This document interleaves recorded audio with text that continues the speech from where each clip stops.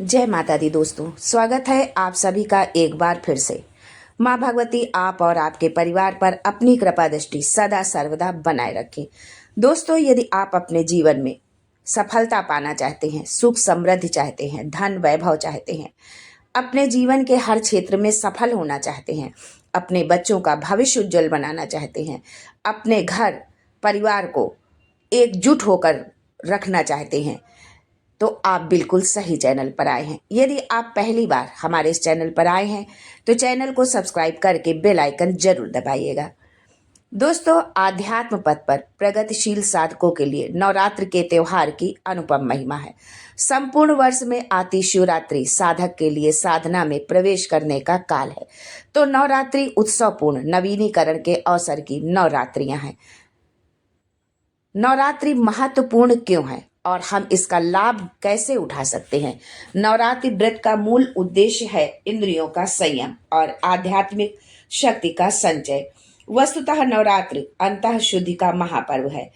आज वातावरण में चारों तरफ विचारों का प्रदूषण है। ऐसी स्थिति में नवरात्र का महत्व और भी अधिक बढ़ जाता है। अपने भीतर की ऊर्जा जगाना ही देवी उपासना का मुख्य प्रयोजन है। दुर्गा पूजा और नवरात्र मानसिक, शारीरिक और आध्यात्मिक शक्ति का प्रतीक है। चैत्र की नवरात्र के साथ राम जन्म एवं राम राज्य की स्थापना का इतिहास है। इस कारण इस नवरात्र का महत्व सर्वाधिक है। दोस्तों, आज के वीडियो में हम आपको बताते हैं कि नवरात्रि, चैत्र नवरात्रि क्यों महत्वपूर्ण है। सबसे पहले किसने चैत्र नवरात्रि का व्रत रखा और क्यों मनाई जाती है चैत्र नवरात्रि। चैत्र नवरात्र से जुड़ी बहुत सारी जानकारी आज आपको इस वीडियो में मिलने वाली है। लेकिन आगे बढ़ने से पहले आपसे रिक्वेस्ट करती हूँ कि वीडियो को लाइक करिएगा, दोस्तों को शेयर कर दीजिएगा और अगर आपने अभी तक चैनल को सब्सक्राइब नहीं किया है तो चैनल को सब्सक्राइब करके बेल आइकन जरूर दबाइएगा। दोस्तों, ज्योतिष शास्त्र में चैत्र नवरात्रि का विशेष महत्व है क्योंकि चैत्र नवरात्र के बाद सूर्य का राशि परिवर्तन होता है।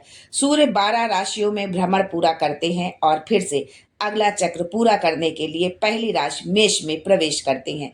सूर्य और मंगल की राशि मेष दोनों ही अग्नि तत्व वाले हैं, इसलिए इनके संयोग से गर्मी की शुरुआत होती है। चैत्र नवरात्र से 9 वर्ष के पंचांग की गणना शुरू होती है। चैत्र नवरात्र का धार्मिक दृष्टि से खास महत्व है क्योंकि चैत्र नवरात्र के पहले दिन आदि शक्ति प्रकट हुई थी और देवी के कहने पर ब्रह्मा जी को सृष्टि निर्माण का कार्य शुरू किया था। इसलिए चैत्र शुक्ल प्रतिपदा से हिंदू नव वर्ष की भी शुरुआत होती है। दोस्तों, सर्दी और गर्मी की ऋतुओं का मिलन काल आश्विन और चैत्र मास में जिन दिनों आता है वे नवरात्रि कहलाते हैं। उन दिनों शरीर, मन और प्रकृति के विभिन्न घटकों में विशेष रूप से उल्लास भरा रहता है। वातावरण में विशिष्टता व्याप्त रहती है। शरीर दबे हुए रोगों को निकालने का प्रयास करता है, इसीलिए इन दिनों रोग बढ़ जाते हैं। आयुर्वेद इस अवसर को शरीर शोधन के लिए विशेष उपयोगी मानता है। चैत्र नवरात्र में बसंत होता है, प्रकृति की शोभा देखने ही बनती है।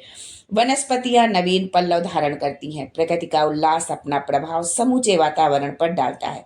जीवधारियों के मन विशेष प्रकार की मादकता से भर जाते हैं।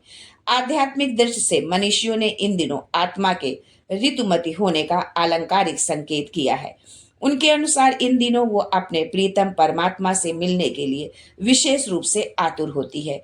9 दिन का व्रत उपवास प्राकृतिक उपचार के समतुल्य माना जा सकता है। इसमें प्रायश्चित के निष्कासन और पवित्रता की अवधारणा दोनों ही भाव समाहित है।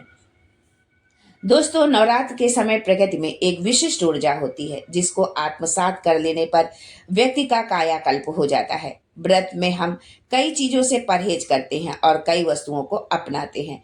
आयुर्वेद की धारणा है कि पाचन क्रिया की खराबी से ही शारीरिक रोग होते हैं क्योंकि हमारे खाने के साथ जहरीले तत्व भी हमारे शरीर में जाते हैं। आयुर्वेद में माना गया है कि व्रत से पाचन प्रणाली ठीक होती है। व्रत उपवास का प्रयोजन भी ये है कि हम अपनी इंद्रियों पर नियंत्रण कर अपने मन मस्तिष्क को केंद्रित कर सके।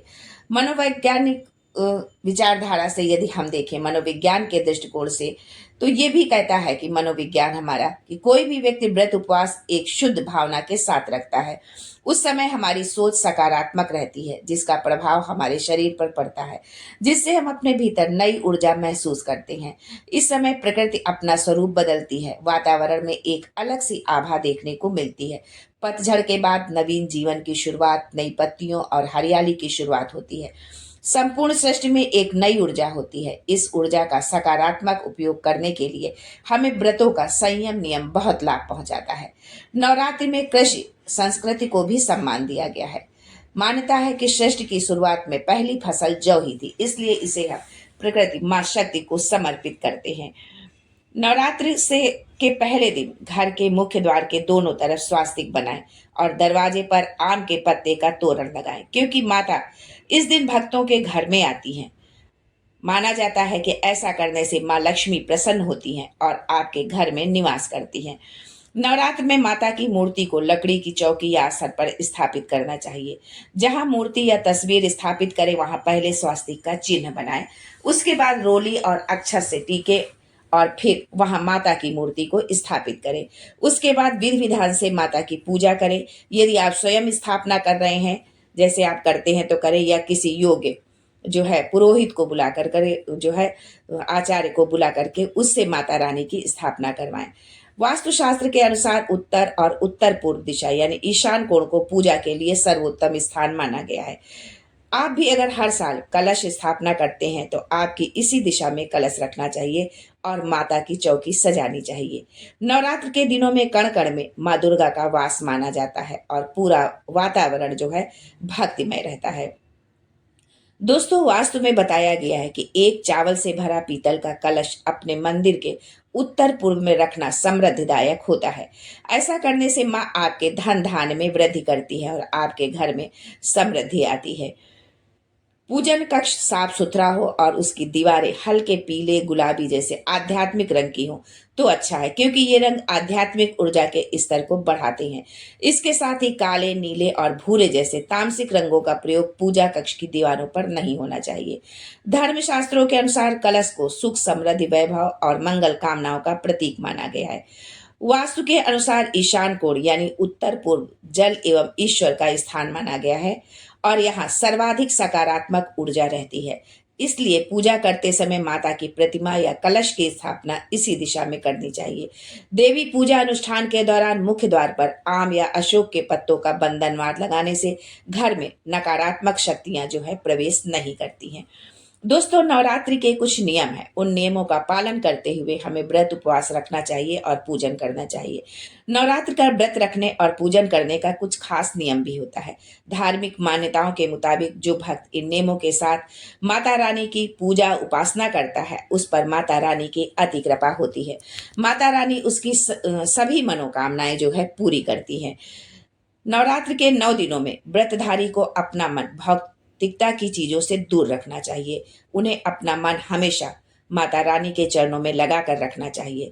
धार्मिक कार्यों में समय बिताना चाहिए। इस दौरान दुर्गा चालीसा और दुर्गा सप्तशती का पाठ करते रहना चाहिए। कन्या और महिलाओं का सम्मान करना चाहिए। भारतीय परंपरा में कन्याओं को माँ दुर्गा का स्वरूप माना जाता है। इसी कारण से लोग नवरात्र में कन्याओं का पूजन कर पुण्य प्राप्त करते हैं। नवरात्र के दिन में सभी महिलाओं में किसी न किसी देवी का स्वरूप होता है, इसीलिए किसी भी कन्या महिला के प्रति असम्मान का भाव नहीं रखना चाहिए, बल्कि उनमें माँ दुर्गा के किसी न किसी स्वरूप को मानकर मन ही मन प्रणाम करना चाहिए। यदि घर में आपने कलश स्थापना, घट स्थापना की हुई हो या माता की चौकी या ज्योति लगी हो, तो किसी न किसी को हमेशा उसके पास रहना चाहिए। इस दौरान घर में किसी एक व्यक्ति का होना बहुत जरूरी होता है। व्रतधारी को दिन में नहीं सोना चाहिए। तामसिक भोजन से आपको परहेज रखना चाहिए। धार्मिक मान्यताओं के अनुसार नवरात्र के दौरान व्यक्ति को सात्विकता का विशेष ध्यान रखना चाहिए। उन्हें तामसिक प्रवृत्ति के भोजन से परहेज रखना चाहिए।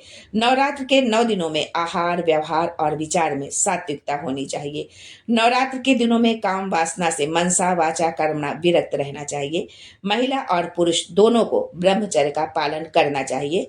यदि आपने व्रत रखा है तो भी आप ब्रह्मचर्य का पालन करें, और यदि आपने व्रत नहीं भी रखा है तो भी आप जो है कोशिश करें कि हम जो है पति पत्नी जो है दोनों लोग ब्रह्मचर्य का पालन करें। नवरात्रि के दौरान व्यक्ति को क्रोध नहीं करना चाहिए, उन्हें अधिक से अधिक समय तक मौन रहने का प्रयास करना चाहिए। दोस्तों, ये कुछ छोटी छोटी सी जानकारियां थी जिनका पालन करते हुए यदि आप नवरात्रि की पूजा उपासना करते हैं तो माता रानी आपको जो है शुभ फल देंगी, अपना आशीर्वाद प्रदान करेंगी, माता लक्ष्मी आपके घर में निवास करेंगी। आज के लिए बस इतना ही। फिर मिलते हैं कुछ नया, कुछ अलग, कुछ अद्भुत लेकर। तब तक के लिए जय माता दी and thanks for watching my video.